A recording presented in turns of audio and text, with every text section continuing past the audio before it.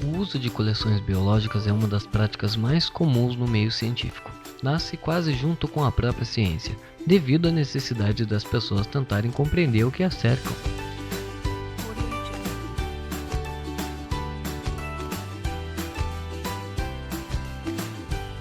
Eu me chamo Victor Lobo e hoje meu intuito é mostrar para você um pouquinho desse universo tão vasto de informação e cultura, que é realmente importante para as pesquisas acadêmicas e desenvolvimento de quase tudo o que conhecemos.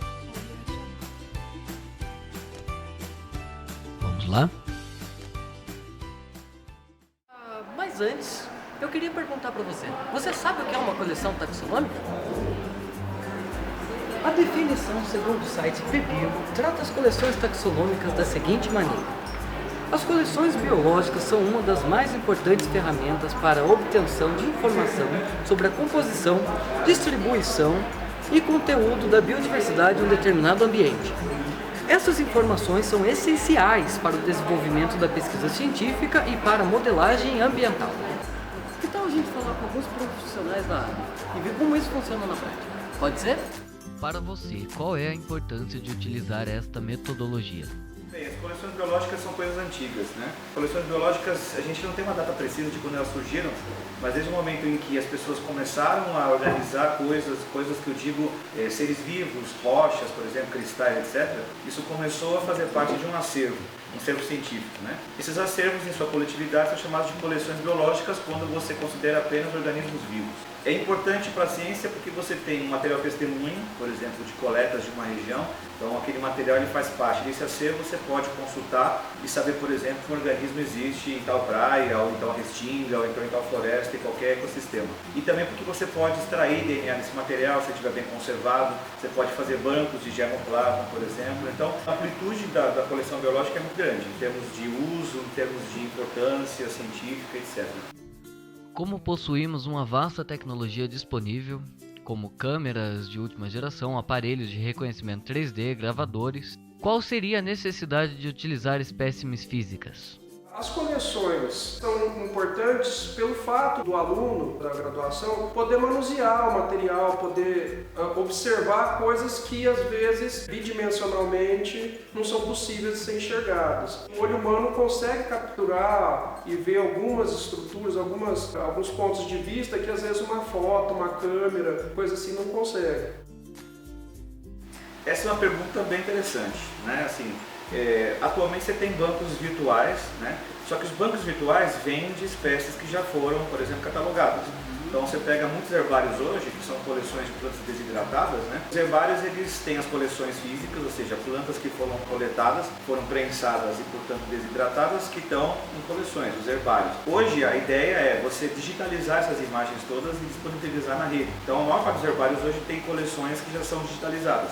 A importância de você ter um material físico é você provar de fato que aquele organismo, por exemplo, foi coletado. Então a gente chama de material tipo, né? Então o material tipo é um exemplar, um espécime, por exemplo, que foi descrito para aquela espécie. É importante você ter o material porque qualquer pessoa vai, por exemplo, um pesquisador que quer fazer uma revisão de uma espécie, por exemplo, ela tem que saber onde está o material tipo, né? Sabendo onde está o material tipo, ela pode realmente consultar esse material e verificar ambiguidades, verificar problemas na identificação. Então ainda hoje é importante você ter pelo menos um ou dois espécimes, né, dois exemplares do material que você coletou. Se possuir espécies físicas, elas devem ser mantidas vivas ou conservadas em formal? Depende do seu objetivo. Se você pretende mostrar detalhes da biologia do animal, do comportamento dele, detalhes de movimentação, é importante que você tenha animais vivos. Agora, se você quer mostrar apenas estruturas internas, externas, coisas do tipo, o material que está em álcool, em formol, eles também servem. Mas é tudo motivado pelos objetivos que você pretende alcançar. Dessa forma, a gente tem que pensar e definir o que você gostaria de trabalhar com seus alunos. Se você estivesse fazendo um levantamento em uma determinada área e encontrasse uma espécie rara, O que faria? Levaria para estudos futuros? Coletaria? Uma espécie rara, entretanto conhecida, obviamente é melhor não coletar e deixá-la no ambiente, até não divulgar muito o que você encontrou, porque pode levar curiosos a ir lá, acabar atrapalhando o ambiente que essa espécie vive. Agora, se você estiver fazendo um levantamento de espécies da área e essa espécie, por exemplo, ela não for conhecida, é importante levar alguns indivíduos para que ela seja catalogada, conhecida nas coleções mais importantes do país e que ela não pode ficar simplesmente na ignorância. Se a espécie realmente estiver em extinção e for rara e o meio científico souber que em um determinado local aquela espécie existe, pode ser um ponto a mais para ajudar na conservação daquela área. Fazendo levantamento exatamente para saber, conhecer a diversidade mesmo daquela área, em termos de, sei lá, de fauna, que é um pouco mais complicado, né? Se for falar na questão de planta, ela se reproduz, então você pegar uma asinha não vai fazer mal. É animal um pouco mais complicado. Mas eu acho que eu pegaria pra ver se realmente ela é diferente, se realmente ela... Porque às vezes a gente só não viu. Acho que eu pegaria pra certificar que ela, não sei, talvez seja uma nova espécie, talvez, acho que eu pegaria assim. Mas eu tomaria cuidado, eu acho que tomaria cuidado se tem outros indivíduos lá, e você tem que tomar esse tipo de cuidado. A sistemática filogenética pode interferir de maneira negativa na sua coleção? A ciência ela é viva. Os estudos de qualquer área, eles são vivos, eles são dinâmicos. Então, o que é verdade hoje pode não ser muito verdade amanhã, de acordo com os argumentos apresentados, as pesquisas feitas. Como cientista, a gente tem que estar atualizado e, se for necessário, realmente mudar completamente o seu ponto de vista. A gente não pode ficar preso a nenhum tipo de conceito, porque a ciência não funciona assim. A ciência está sempre em desenvolvimento. Para você mudar uma coisa que já existe, precisa ter argumentos fortes, precisa ter trabalhos muito bem feitos na área. As mudanças radicais não são muito comuns. Você recomendaria a prática de coleções para outras pessoas?